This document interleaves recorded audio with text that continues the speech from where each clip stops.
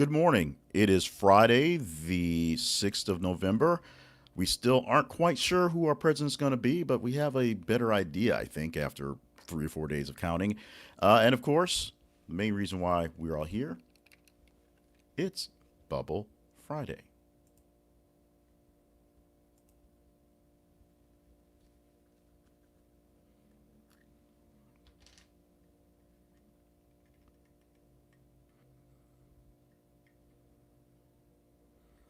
I'm Jay Cleveland Payne. It's also an upgrade the tech day of Bubble Friday. As you can see on my ears, I actually have in-ear microphone so I can sort of hear myself monitoring in the speakers. And I have a microphone that's just barely below the camera there. It should be a little higher so you can pick up a little better. So hopefully it sounds okay. I know it's picking up. If it's a little low today, I apologize. I adjusted as best as I could with the software I have here. Trying to work on upping the production value and do a little better on this thing. Of course, this thing's going to be here for a while. It is November. No Shave November is here, and I'm going to basically try to no shave November as long as the wife is going to go with it. Of course, she's a breast cancer survivor, and the little I can do is wear a pink T-shirt and grow a beard or attempt to grow a beard in November. So that's going to be here for a while. So my attempts to clean up so that I look a bit more professional, all wiped out in the month of November. Hopefully, I look nice and smooth for December and Christmas.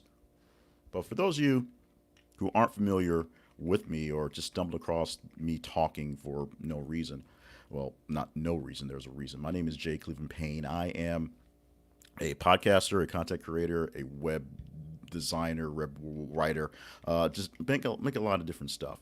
And this thing called Bubble Friday is a reminder for the end of the work week. Although if you're working election stuff, your week is not quite done yet. We'll see if that happens today. That you've survived a 5 days of something. So you take a little time to relax, take a breath, and sort of exhale all the stress and strife and trouble from the last week. We do it cheaply with bubbles. Let's try that again. We do it cheaply with bubbles because it's just sort of a form of showing, you're blowing out the steam.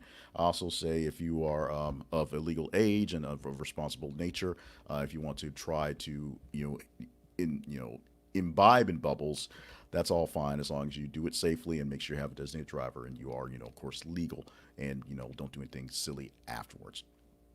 But this is just time to take a time on the day sometime. If you don't want to do either of those, just take a deep breath, inhale, exhale, and go with it. It's a little weird today. So, like I said, I got the headphones on, but because a little behind the scenes stuff. Actually, I don't think the camera's going to catch it. They aren't very long, and they go behind your back, and so they're basically rubbing on the back of my shirt, so I can hear the headphone rubbing on my collar on a day that I'm wearing a nicer collar. I'm dressing up nicer to make up for the fact that I'm going to be fuzzy, although wearing masks sort of help because it covers up most of the fuzz. So also on Bubble Friday, also on these Fridays, I take a little time to just sort of go into a bit of commentary because I have you, you're my audience. Thank you so much for joining. And it's just a chance to do that. So if you enjoy what happens on Bubble Friday, if you like these things coming on, make sure you comment in whatever uh, mode you're watching it is. This is being broadcast on the various different platforms, so I can't see all the comments. It's just a little glitch in the way where it's supposed to bring in all the comments, but it doesn't bring into the main sources. So I can't see all the comments. So just send me just a like, a love. You can put a little hate if you hate it as well. Comment to what's going on, and just let me know if you heard it either live. I'm on the air at 8 in the morning on Central Time in the world, United States Central Time, or if you're hearing it after the replay. A lot of people have things going on. 8 o'clock is a rough time. In fact, 8 o'clock is basically this is the last bit of my sort of prep time before getting ready for work. So this is the only real time I have a chance to do something live, and I do it from my office at work because it's the only place I have that's quiet and serene and can kind of get that done. So obviously the election is over, so I'm not going to tell you to vote for who you want to vote for, or vote for the guy that um, speaks your mind. So that's not going to happen, at least not for a while. But there will be other things coming up of election wise, as I'm going to launch a little campaign to sort of keep an eye on the people you've elected. So once you've went through the process of voting, how do you keep up with the people that you've put in office to make sure they are doing the things that they said they're going to do and you've asked them to do? Excuse me. So we're going to put together some initiatives going forward in the moment based on where you are and who you are. There are a lot of key important races in the United States that have not been decided. Number one, the president of the United States. Right now, although it's not technically ahead by the counts, by the votes that are in, Joe Biden is in the lead and basically on the cusp of overtaking and basically taking the win. Here in the United States, we need 270 electoral college votes. Say that again. 270 electoral college votes to become the president for the next 4 years, the next term. As I'm saying this, my last time I saw a countdown, Joe Biden was at 254 and Donald Trump is at around 213, 214. Things are fluctuating back and forth because they're counting as they're going on. And in the count, some things are changing. In fact, overnight, we had a major change in the election in Georgia where the lead went from Donald Trump by quite a bit as they're counting more ballots that are coming in, more mail-in ballots, more military ballots, more provisional ballots. Now the lead that Joe Biden has in Georgia, which is an oddity because they didn't expect it to happen, is literally about 1,098 or something like that the last time I saw. So, yes, I say your one vote doesn't count, but if you can convince 1,000 other people to vote your way, then apparently it does count. So by the math numbers, one on its own, one person shouting in the darkness does not really solve anything. But convincing other people of like mind to go forward and say their voice as well, that's where it all comes from. So no more vote for the guy that is your best interest.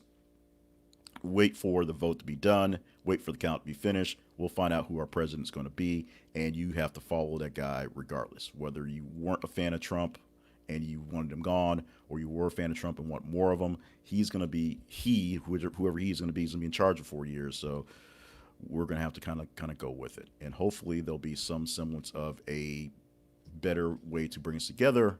Even though right now it doesn't look all that keen, but we'll go with that.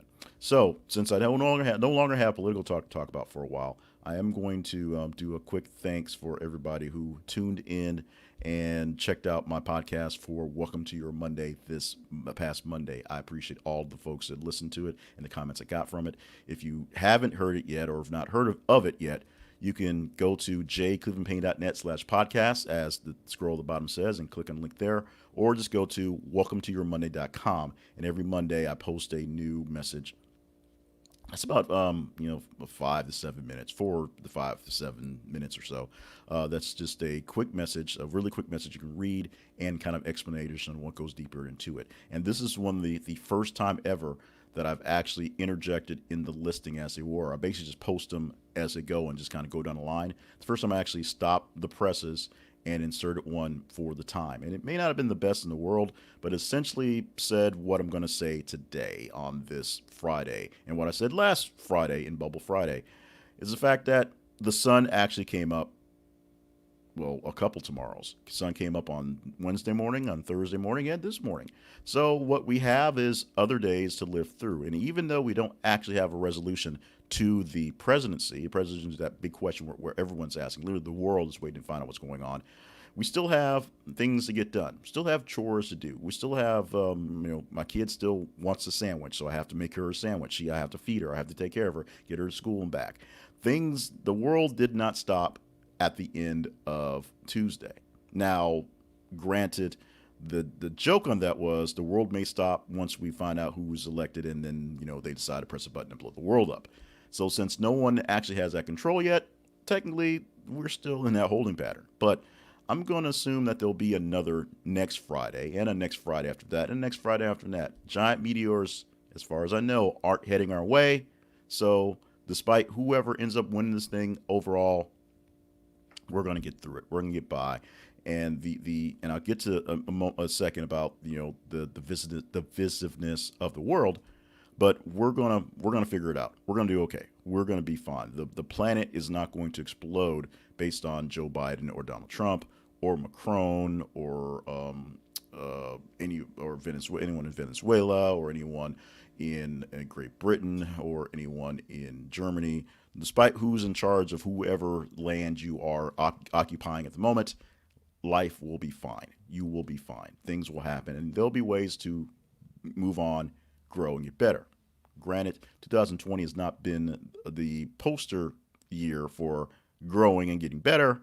It's been a big year of survival and holding on. But every day you get another day is another day to do a little bit better and keep on going. So you have that going on.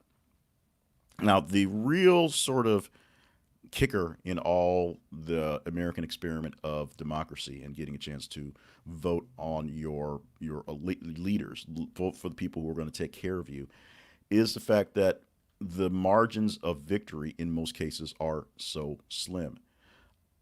Case in point, in Georgia, there's about to be two runoff elections because you have to get 50% of a vote to be a Senate, a congressional candidate, a congressional level candidate. So that in the Senate, there's two Senate races, or actually a Senate and House race going on in Georgia right now, and one of them is all over the place, but no one got 50%. The other one, the incumbent, was above 50%, but as more votes got counted, he's dropped below 50%, 49.7 or something at the last count, which may be a majority, but is not a plurality. I think it say that right. I always see those confused. We have that here going on in Arkansas. I work in North Little Rock, and North Little Rock had unbeknownst to me, because I don't live here and didn't vote in that election, a four-way race. I knew there were two people running. I didn't know about the other two because they didn't have a lot of funds, a lot of money, and only got some pub at the back end of it. And it's coming down to a runoff between the main two because with the four people in there, no one got the full 50%. That's going to be happening all over the place. But the actual number, two numbers to think about, or three numbers to say, 10 points. 10 points means 10 percentage points. That means most elections in any given year, anytime you vote for a yay or they, in most cases, unless something is extremely unpopular or extremely popular or some sort of anomaly on that end, the difference between the two winners and losers is no more and usually a whole lot less than 10 percentage points. So if you have 51% on one end and the other end is 49%, that's a 2 point difference. 50 is the line, 1 point up, 1 point down. So in most cases, races are being determined by 3 points, 4 points, 5 points. I'm not seeing anything major that's been more than a 10 point slide, a 55 to a 45 slide. That means even though a winner has the majority, more than 50%, more than half the people are voting for that person, it's not a major majority where it's overwhelming that that person really wanted that person to be there. That ballot initiative really wanted to be put by there by that many people. When only 51% of the people make something happen, there's 49% of the people who may not be necessarily upset, but didn't have it go the way they wanted it to go. So in a real world scenario, real world situations with politics and just life in general, if half the people that are supposed to be behind you aren't necessarily behind you, but they have to be to get along, what do you do? And that's what we're looking at. That's why we're counting so deeply and have so intently an account for the presidential election. Because, like I said, in Georgia, the difference between winning and losing right now is about 1,000 votes. That's not a lot of votes in the grand scheme of things. And this is going to be the first time I've ever heard of a presidential election being that close to a win or loss in a state, making it so crucial for the electoral college. But I want to throw at you a concept real quick because I like to throw out lessons and get you things to do. I want to throw out a concept for you real quick that I'm calling basically 60% base, and it's not necessarily anything earth shattering, but it's just something that I had to think of what I was going to call it, and so it's called 60% base. And 60% base is for us to deal with. Despite whatever the elections turnout is, or despite whatever happens in life, most of us are basically a coin flip away from being, the same person in a sense. If there's a yay or nay decision on something, for whatever reason, one person chooses yay, another person chooses a nay, and that's that. But if you go over a list of 10 different things, there's more yay or nays to choose from. And in most cases, you will find that you are probably 50% in favor of that person and what they think of. And in most cases, just in general life, in a random sampling, it's an internet number, so don't quote me on the number being scientific, but you can find any person out there and you can say you are 60% in favor of what they're going for. Now, it could be you both are Cowboy fans or you both hate the Cowboys. It could be you both like broccoli or you both hate broccoli. It could be a support for a candidate or it can be a disdain for a certain candidate. In most cases, you grab any random person out there, and 60% of what it is that they believe, they live, they do, you're probably in line with it. So if you can get down with 60% of what a person is doing, 60% of their life, 60% of what they're thinking, you can have a conversation with them. You can have a decent conversation with them. You can have a deep and meaningful conversation with them on the 40% the things that you don't agree on.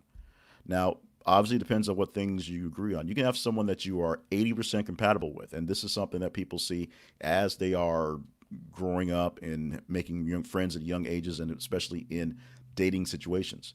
You can be 80% compatible with somebody, and one little thing is actually a deal breaker. On elections, there are a lot of people in this election here that changed their perspective on being single issue voters. People who vote on things for the candidate who is for or against abortion because it's a human rights act versus a women's choice act. People who are pro or against higher taxes because they don't want people in their pockets. People who are pro or against gay marriage because they don't want gay marriage or they want it based on what is going on. So there are people who basically look for the guy or gal who supports that issue, finds that person, and then makes sure that everything else they're doing isn't off bats. They support their one issue, but then they go and kick puppies on the weekends. They're making sure that that doesn't happen, and they vote for that person. Many people have dropped that sort of ideology because they're finding out the people that are supporting their actual content according to the thing they were looking for in some cases are doing it in a patronizing way just to get people to vote. In some cases they don't really mean it, they're just kind of following the leader, and in some cases they do sort of believe that one thing, but one of the other issues that they go through, they just don't jive as a person. They check off the boxes in public, but in private they don't do that. We don't walk around with our political platforms on our chest. You can't just come to a person, pull up the phones, take their picture, and see what it is they know, what it is they like, what it is they don't like. So a lot of the 60% base stuff is literally just going on faith that this person is not coming at you with a knife, so they probably don't hate you just on just principle. If you can start a chat conversation with anybody, and you'll get to learning that there may be some things that you really are diametrically opposed to, things that just don't make sense, like they are a Cowboys fan and you aren't. But the reality is, most of us, just if you just kind of take a random sampling of people, 60% of the things that we just kind of go through are similar, sometimes the same. We all hate traffic in the morning times. We all have that earworm song that we all can't get out of our head and becomes an issue. Some of us love the things we do for work. Some of us hate the things we do for work. Some of us just show up and survive. A lot of us have children who are wonderful and children who aren't so wonderful. And if you have children, there are times when the same thing applies in the same person at the same time. And you have that as something going for you. Some of us are younger with older spirits. Some of us are older with younger spirits. You will find in the grand quasi-cosm of life, there are so many people out there doing so many things that if you take the random sampling of what they are, who they are, what they're doing, you'll find plenty of things to jive with, plenty of things that will make sense that you will actually have in common. So if you can have that in common, don't be ugly. Don't be mean. Don't point fingers. Don't try to yell at the other person down. And I'm making the bar pretty low at 60% because, like I said, in these elections right now, most of the actual elections, the yays or nays, the who wins and who loses, is less than 10 percentage points. So 55% of the people make a ballot towards one initiative, and the people have spoken. Even though 45% of the people, a good chunk, almost many people who said do this, said don't do this, and you have to take into account that. But if you spread it across the law of large numbers and averages, across a bunch of different perspectives, a bunch of different things that you could think about and believe in, then what you have is a fact that you have more things to pick and choose from. There'll be more things as you go over more issues that you'll have in common. I keep thinking of the Cowboys just because it's a natural thing here in Louisiana, in Louisiana, in Arkansas, because everybody seems to be a Cowboys fan. Everybody seems to be a Lakers fan, although Dallas and LA are really, really, really far away. But there are people who aren't, and if that's your one serious issue that you have to live with, then you're going to have a lot of strife and trouble in life. However, if that's one thing that you don't agree on, but you do think taxes are kind of high, you do wish your roads were fixed, and you do want better schools for your kids, and you are, okay with hockey. I don't know why hockey came in. Then somewhere along the lines, there's enough things going on that you have that are close enough together that you can have a conversation. So you should try that. So try that. If you believe you have a 6% base with a person, then you can have a conversation with them and you can maybe get to like them and hang out with them. If you think for some reason, you have less than 50% what's going on with them, as long as you're not rude about it, just kind of go about your business. If you got this sort of infidel sort of mindset where you must be like me and must be right, then I don't have time for you. So I'm sure you're not watching this. So that's what I have today. Nothing profound, nothing major, nothing massive, and in fact, a whole less time talking because I'm not talking about telling you to go out there and vote. I'm telling you to go out there and vote next time and don't drop a vote. I will say some voting thing in a second, so we'll get that in a second. But the 60% base, 60% base, try that. If you have someone around you that you have not sparked a conversation with, someone at work, a new coworker, or someone that you see just sort of in general walking around, a neighbor that's sitting on their porch all the time, strike up a conversation with them because you are going to assume that at least 60% of your mindset is shared with that person. Most likely, it's closer to 70 or 75% if they're in the same general orbit. If you find that it's not quite 60 and it's not quite 50, then you've tried. You do that. Now, something about the elections, a quick stat, and I want to thank my friend Kwame Abdul Bey for popping this into Facebook a couple days ago, just as going on. We've done a lot of talking about the voting and how things went down. I got a serious note and then a not so serious note coming on. I live in Pulaski County, Arkansas. And Pulaski County, Arkansas has about 383,000 people in it. So I think I'm rolling the number off the top of my head, so bear with me. For round numbers, I'm just going to go 300,000, which is way off, but just for the numbers, so I can basically do the math. About 2/3 of eligible voters in the county voted. 66%, basically 66 on the dot, basically, which is amazing for voter response and actually pretty good for an election year response. But that means 30% of the people who had a right and had the privilege to go out and vote did not vote, did not put a choice for either or.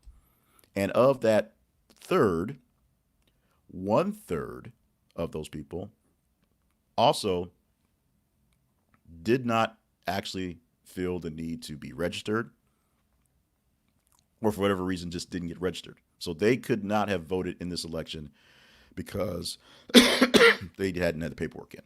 So a third of that third. But 2/3 of that third, 2/3 of the people who did not cast a ballot were registered, were validated, were ready to go. Just didn't seem the need to get out of bed, go to the polling place, and press that button on the machine. So we want you to think about that. I want you to think about that for a minute. Everyone had a chance to have their say. Of the people who had a chance, 66% took that chance. Of the people that didn't take the chance, 66% of those people still had the actual chance, still had the ability to do that at that point. The reasons behind people not being registered, nobody really knows. Some people just don't care. Some people are older and can't really get around, and just the situation that they're in, and it just doesn't happen. Some people probably let it lapse, and just because of timing, and just sort of happen. And that's a shame in a sense that those are people who weren't going to cast a ballot. Somewhere around 60,000, I think it's actually 80,000 in the actual math, of people did not vote in Pulaski County, did not have their say in there. So those are 60 to 80,000 people who I don't want to hear a damn word from for the next 4 years, at least next 2 years, when they have the next mid elections. What do they call them? Yeah, the midterm elections, I guess is what they call them. But I don't care what you think, because all you had to do was get up and stand in line and hit the button, or ask for a mail-in ballot and send it in. You had a chance to be a part of the process, and there it is. Now, for people who weren't part of the process, that sort of made it kind of lame. Yeah, I know there's people who couldn't vote for either guy, and yes, there's a large number, although percentage-wise it's not large, of votes for Ronald Reagan that came in this year because they couldn't vote for Trump. There's also a fairly large number of Kanye West votes. In fact, I believe it's something like 60,000 votes across the nation. Tennessee cast like almost 10,000 votes for Kanye West. Some amazing like that. Arkansas cast about 4,000 votes for Kanye West. And Kanye West, of course, he officially conceded that he couldn't catch up to the numbers, but he's right now preparing for 2024. So look out for Kanye 2024. Maybe he'll get Takashi 6ix9ine for his running mate. Who knows? But I'm not going to. And thank you, Rebecca Davis, for putting out all those numbers, the full numbers for Kanye West voters out there. But the biggest thing is, I want to say it's a wasted vote.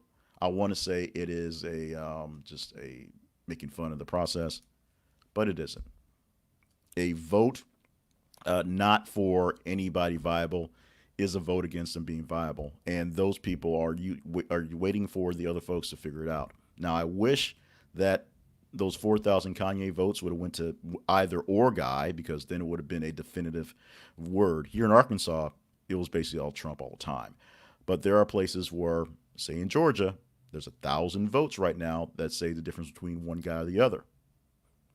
Who says that how many people in Georgia voted for Kanye? If they all went one way, it would make a difference for that guy. As I said earlier, I'm going to live with the results regardless.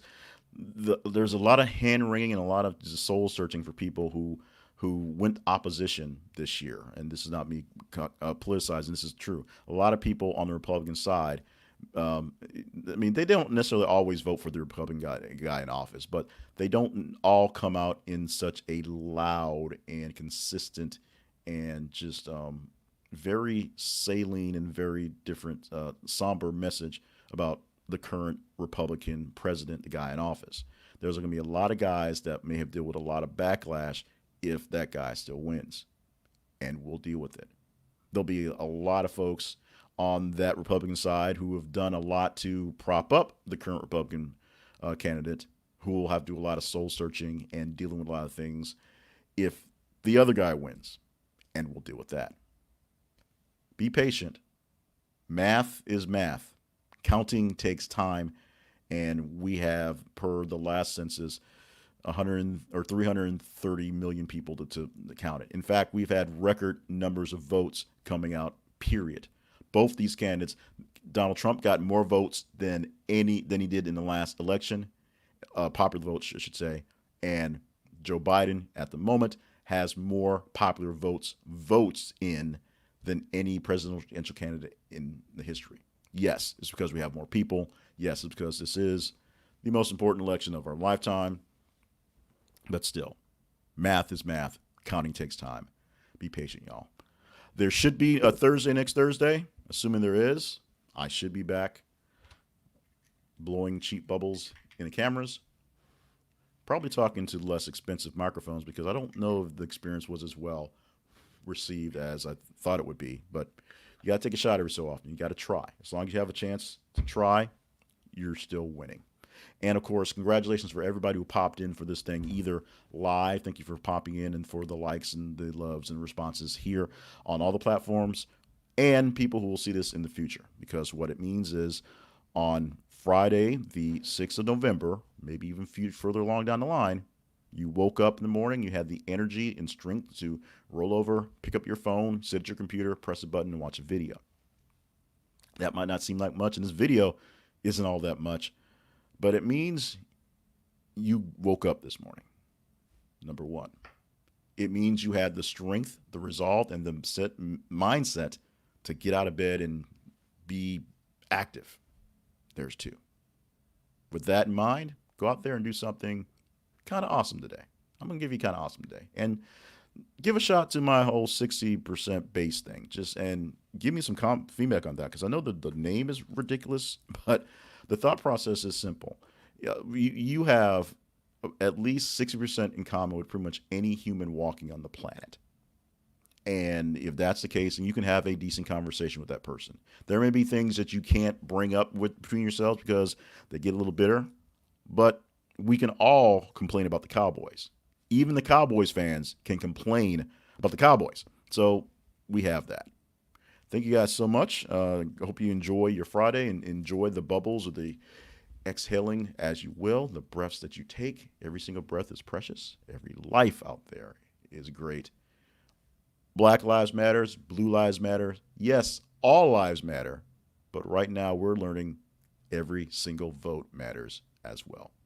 We'll talk to you next week. Thank you for joining me for Bubble Friday.